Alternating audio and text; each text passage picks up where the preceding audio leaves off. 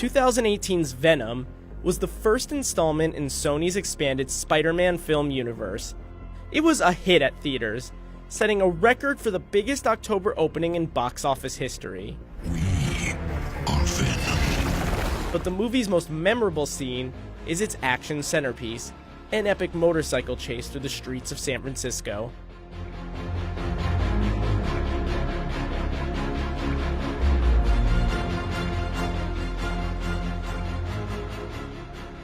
There's a lot going on in this sequence.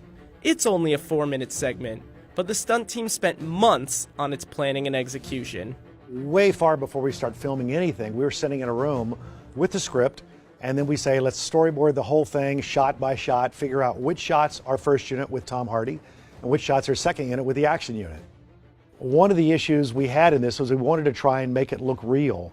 And so all the motorcycle jumps and the car jumps are all real, except for the CG Venom character. That includes some of the wildest moments in the chase, like when Eddie pulls a nose wheelie straight into an exploding car. For that shot, they had one of Hardy's 3 stunt doubles, the famous motorcyclist Joe Dryden, do a nose wheelie straight into real fire.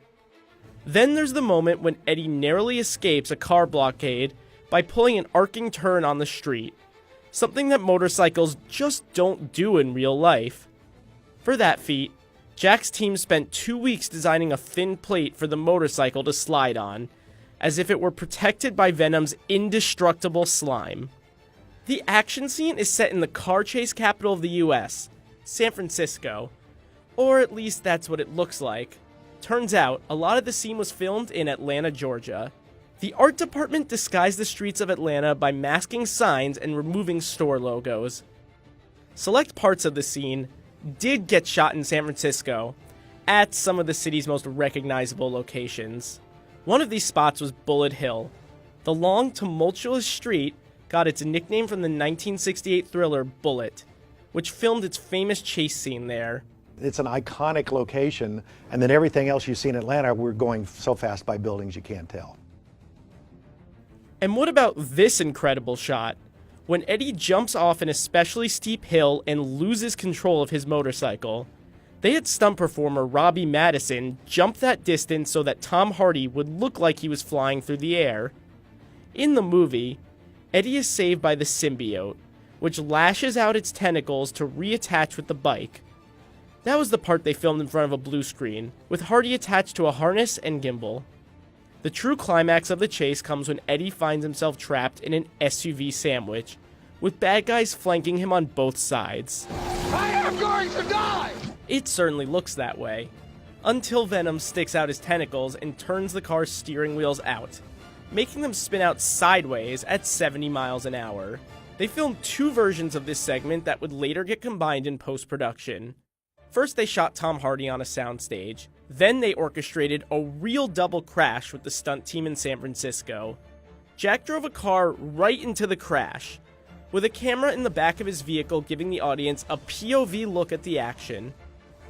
At this point, you might be wondering how they keep all the stunt drivers out of harm's way. Jack let us in on some of their secrets.